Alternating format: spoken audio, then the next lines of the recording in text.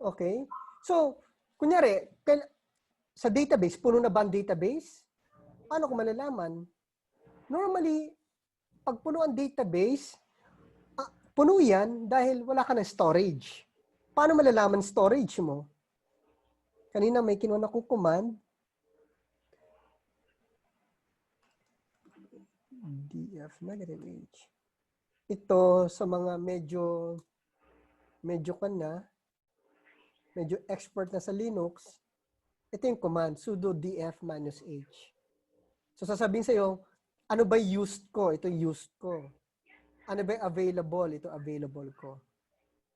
So sa system ko, yung ginagamit ko ngayon, ang na-use ko pa lang 7.8 gigs.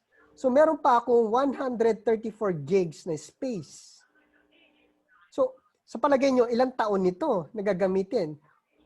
Sa lahat ng systems na ginawa ko for huge companies or small, medium, and huge companies, ito, makukonsume pa nila ito within the next 3 to 4 years.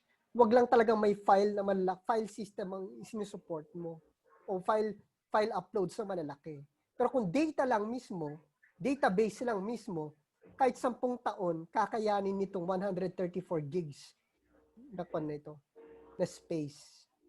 Okay? So when we are talking about details, yan yung mga details na pwede kong masabi sa inyo. Okay? 1, 2, 3. So konti pa lang. Yung iba ba naka-access na dito o hindi kayo naka-access? We have roughly how many? Ilan bang participants? We have 13. Huwag kayong mag-alala, huwag kayong matakot. Kung ito, demo site. I asked permission already from my client. This is one of my clients actually. If you're asking me, ito legal to, ito yung sa mga client ko. Nag-data clean up na ako for this one. So you can access this, you can sign up, sa parent sign up, so that you can experience how it is for a cloud. Remember, I just bought, how much is the server, the virtual private server? How much did I pay for this? Siguro ito nasa 30 gig. Kung nakikita 30 gig, this is a $35 per month server. 30 gig yung memory niya. So, anong specs nito? Makikita ko ba yung specs nito?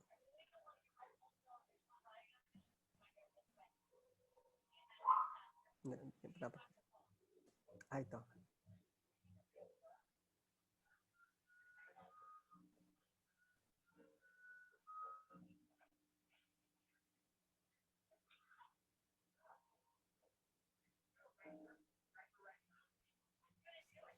Hindi ko na makita. Okay. So, DH negative F DF negative H. So, this is a 148 gig server na hard drive space. Tapos, ang memory niya ay 30 gig memory with 4 processors. So, ibig sabihin, malaki-laki pa ito.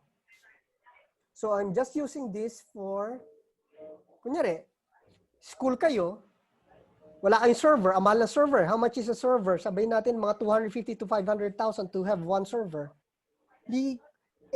Bigla nagka-COVID, kailangan ko na ng server for enrollment. Gagawa ko ng application. Mag-rent muna ako sa cloud kasi pwede ko naman i-transfer ito anytime I like. Lalo na pag ikaw gumawa ng application. I can transfer this anytime you like. And then after 2 months or after 3 months, oops, nakabili na ako ng server, dumating na server ko. So, I can just transfer this one. Papalitan ko na yung link. Di ba? Okay? So, next. So, balik tayo dito sa code. Papalitan ko yung code. If this is my code, I'll change the code.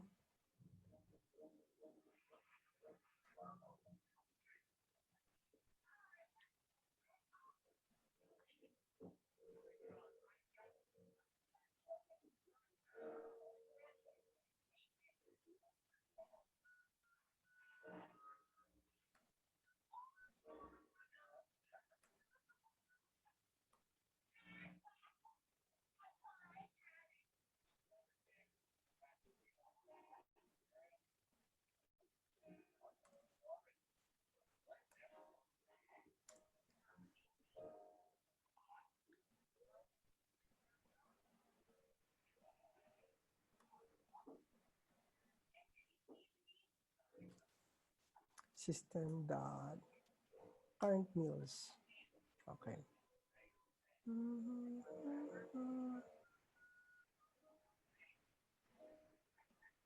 Palitan lang natin to. Gawin natin 5.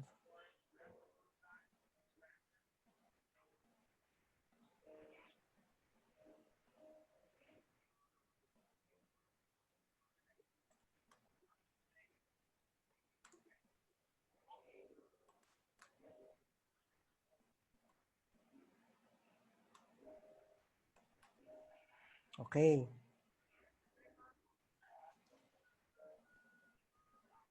Let's see. Ano ba itsura natin kanina?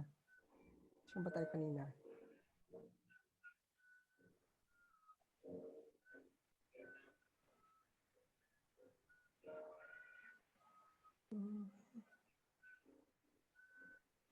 Ito. Ito tayo kanina. Ito yung itsura natin kanina. Let's see what changes will happen.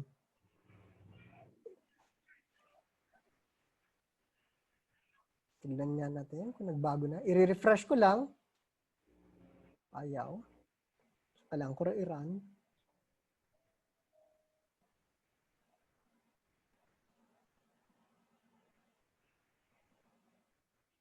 Run.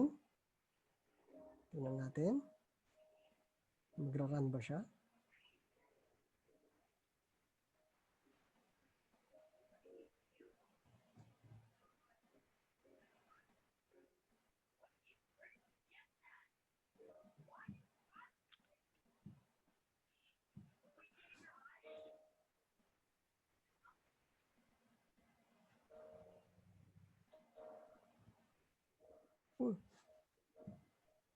Invalid type daw, integer. Okay.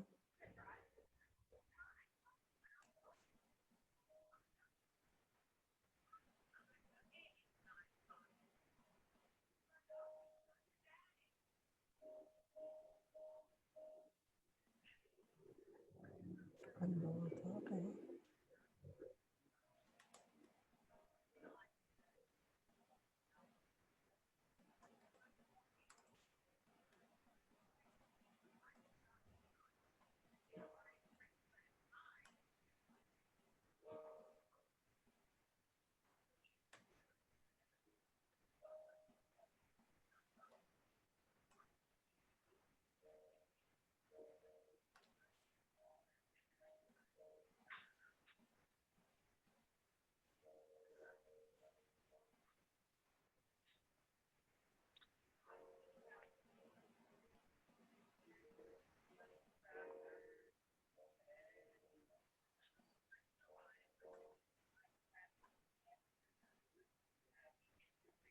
Okay.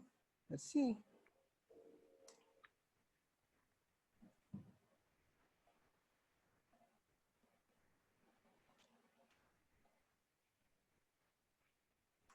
Ito na lang.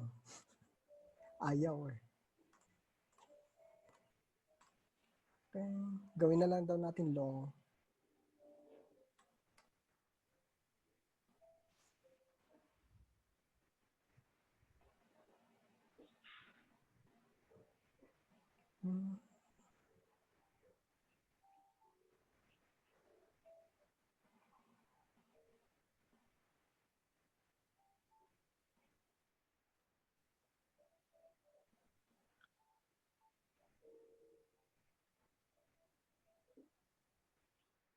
Okay.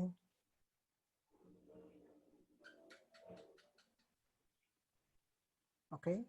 So, ngayon, question. This is on my local, right? Tama ba? This is on my local. So, ililipat na natin ito sa, so this is my local. So, we're gonna transfer it to the application. Diretso. Training system.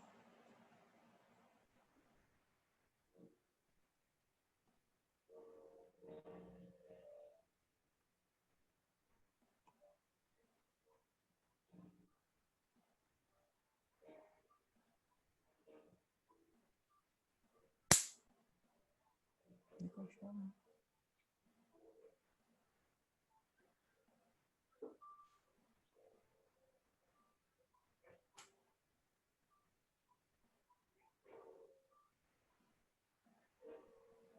So, training system.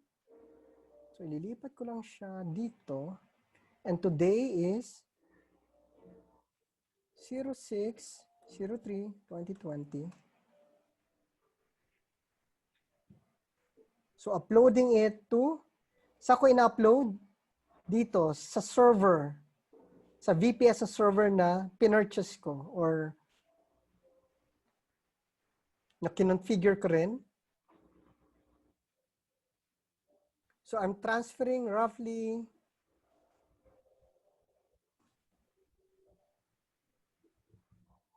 at 1.2 or 1.3 Mbps.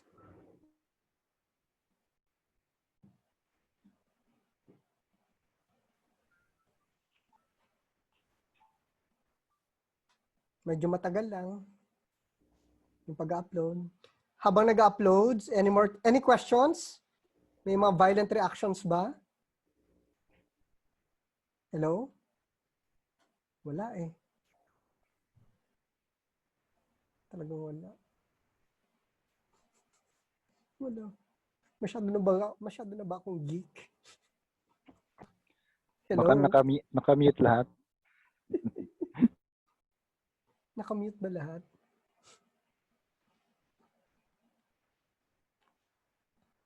Minute lahat? Hindi naman. Any questions?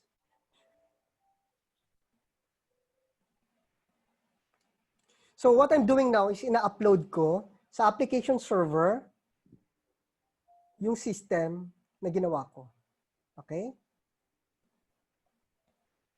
So this is the application.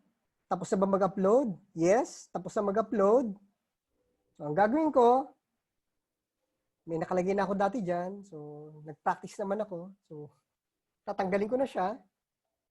Tapos I'll be putting in the new application. So this is how you deploy your new application to a particular application server. Okay?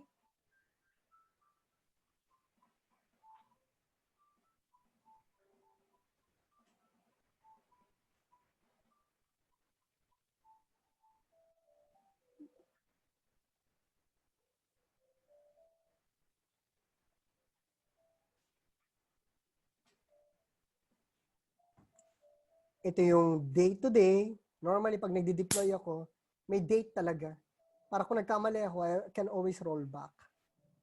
Practice na talaga. Practicing nyo dapat yan kasi mahirap magkamali. Kasi once nagkamali ka rito, automatically, all of your branches, all of the people using your system, all will be wrong. Okay? Let's go back.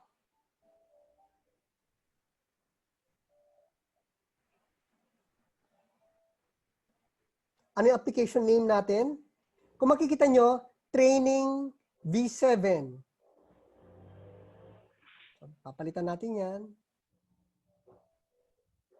Training V7. So, ipupush ko lang to sa inyo. Tingnan nyo na it's the same.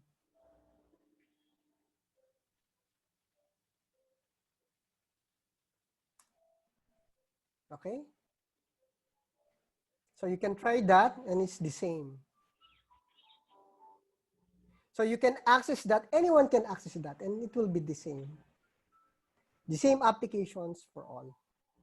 Okay? Questions? May mga questions pa ba? Hello? Si Sir Bolty tahimik. Ewan ko bakit.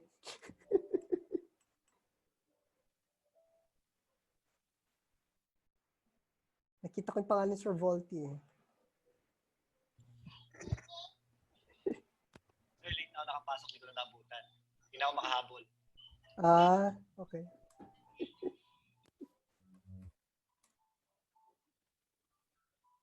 Yeah. Okay. So, na-access nyo ba? Just question, na-access nyo ba sa mga nagkakuan? Na-access nyo yung application? Na-access? Yes or no? So we have two applications, this one and this one. Okay? So, number one, you should have an IDE. Definitely, you should have a framework. And then, sabi nga question nga kanina, you should be able to deploy it on a VPS, a virtual private server, wherein everybody can access, which is the VPS. Okay? Next. So, itong mga applications, syempre, kagaya ngayon, cloud applications, meron siya sa cloud yan, for rapid yan, and what. Ano ngayon ang pinaka-latest for cloud? Di ba? Di ba, meron kayo Android. Sometimes Android, sasabihin mo, mobile application. The question is, ano ba talagang pinaka mas maganda? Less maintenance. Less maintenance is browser-based application. And currently, now, ang ginagamit na current ngayon sa mundo to future-proof your business or to future-proof your application, it's called PWA. PWA na ang tawag. And PWA is already used by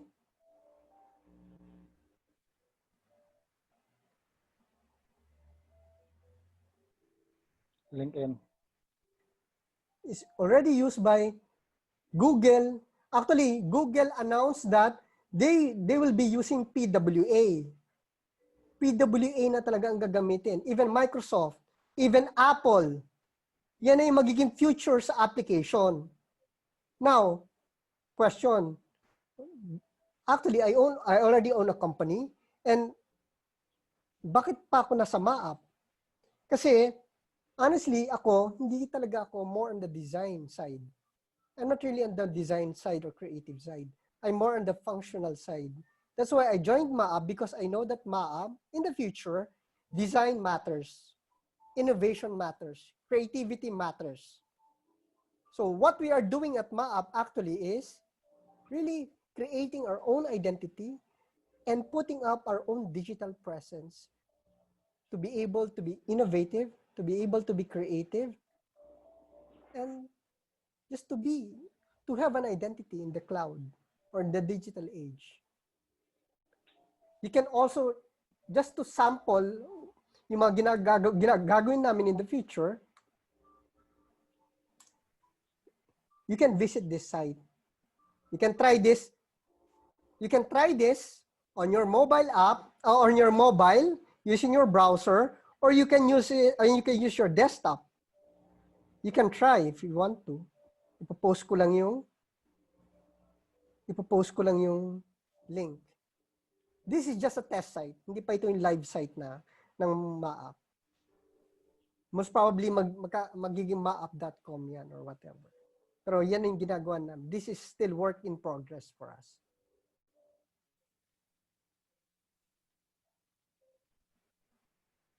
Okay? So I think, ewan ko, medyo tahimik eh. Mas maganda last time, maingay. Mas gusto kong maraming walang questions eh. Not much questions.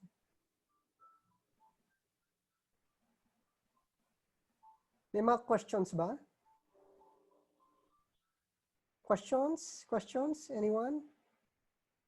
Question?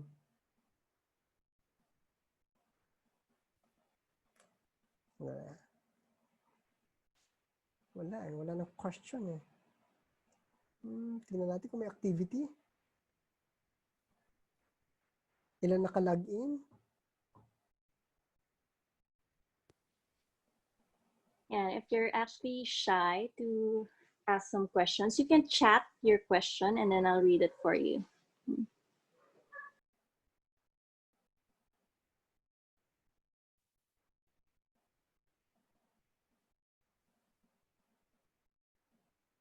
question.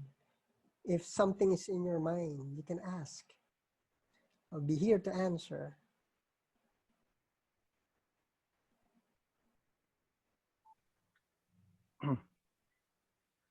Question, Omar. Yes. Yes. Once our application deployed, it could be a long run, or there's a possibility that due to the browser, there's a lot of browser that we are using, and it is not, some are migrating to another technology and it is not already supported.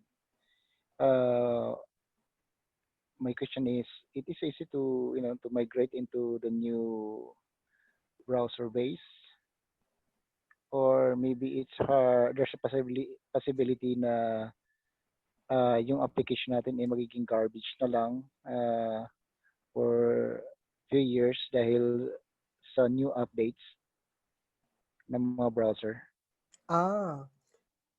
Actually, that's why for everyone, this is what I'm currently using.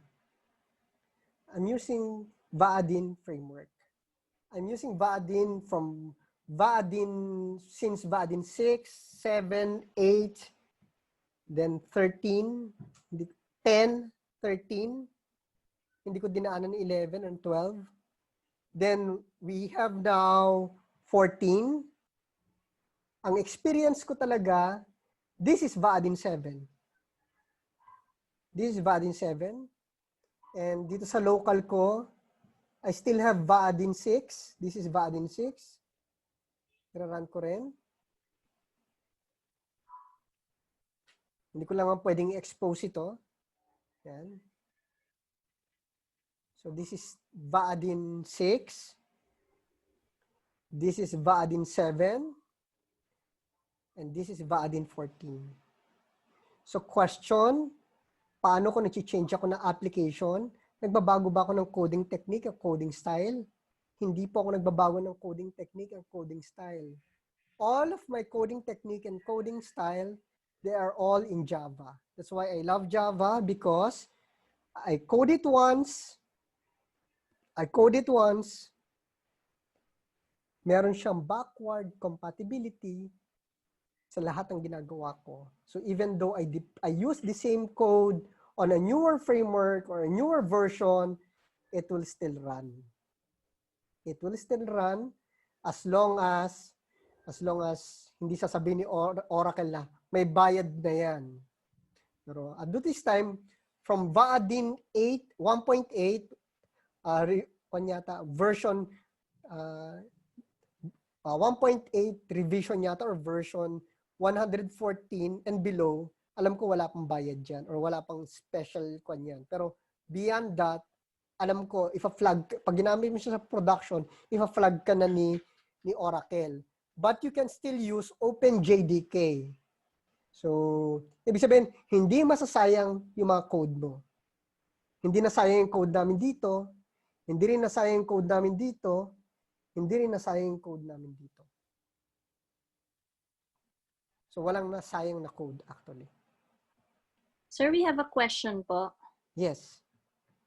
From Jello. What if very basic yung alam mo sa pagde-database and about IT? Meron po ba kayo marirecommend na like sites na you can learn about the simplest and introductory techniques? For simplest and introductory techniques, marami naman sa YouTube. But, ang talagang pinakon ko is get a mentor or get somebody who knows you well. Kasi sometimes, YouTube, sometimes hindi mo makukuha yan eh. Sometimes, mas maganda may nagme-mentor sa iyo or sumasabay ka or join a community. Sa Vaadin, actually may isa pa ang community which is Vaadin Meetup. You can join our community and then ask questions. And definitely, people will answer you, will give you a demo if you ask for it. Importante talaga, may demo. Yun ang advice ko sa lahat. Join a community, get a mentor, and parang ask for a demo. Siyempre, ang rule of thumb, pag nasa community ka, siyempre, mag-research ka muna bago ka magtanong. Kasi kung nagtatanong ka na, ang tanong mo, hindi parang hindi mo pinag-isipan yung tanong mo, sa community, ang mafe-feel nila, pag-aralan mo muna. Dapat intelligent yung question mo muna bago kanila sagutin. Yun ang rule of thumb sa mga communities. Definitely, there are a lot of communities, especially right now, na at the end of the day, talagang dapat increase natin ang capability natin sa technology side. Kasi there's a lot of this is the new normal. Technology is really vital. Hindi na pwedeng hindi mo alam. Hindi na pwedeng hindi ko alam yan. Dapat ganito. Hindi. Everything's out there. You just have to learn about it. Dapat may passion ka. Kahit magka-COVID, kahit pumutok ang taal, kung yan ang gusto mong gawin, dapat kaya mo siyang gawin. Kahit from zero ka, kahit from scratch ka, matututunan mo yan. I tell you. After may mga tinuturuan pa nga before, 8 years old, grade 8, grade 7, grade 6, younger pa. Basta gusto mo, passion mo, basta kita mo yung bata, nakikita na interested talaga siya, automatically, matututo yan. Matututo yan. Kahit from zero, kahit from scratch. Okay? Any more questions? Nasagot ko ba, Jello? Jello? Nasagot ko ba?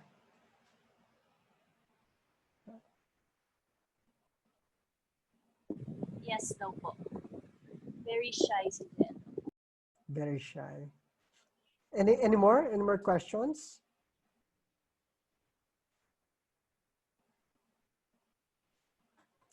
Ito, ikakon ko lang, i-reiterate ko lang, lalo na ngayon nasa cloud, as much as possible, passwords dapat na-change from time to time. When you create an application, your password should change from time to time. Sabi na kahit ma-hack ka, whatever. And definitely, either padala sa email or padala sa mobile phone. Yan na talaga yung ginagawa ng mga banks. And dapat, alam nyo rin yan. Or marami naman sa forum niyan kung how to do it. Hindi naman, marami namang mapagbigay sa mundo ng IT. Kaya nga, open source is a great equalizer sa mga up and coming developers, up and coming companies. Kaya nga maraming startup. I really encourage you to build your own startup. Kahit may trabaho kayo, for example, I'm working kasi ako eh. Hindi naman mahirap. Mahirap, yes. Mahirap magkaroon ng ang tawag doon side hustle. What if yung ginawa mong company or ginawa mong startup was able to develop a new normal? A new viral application. Di ba? Kaya in-encourage kasi at the end of the day, wala namang tama at maling application actually. Nasa imagination mo yan. Dito sa Maap, maraming magaling mag-imagine. Di ba, Miss Hannah? Kaya ako nandito because of those people. A lot of creative people. Actually, in the future, VFX will be real. If it becomes real, nako, ang tatawagin na talaga virtual store, hindi na flat yung image.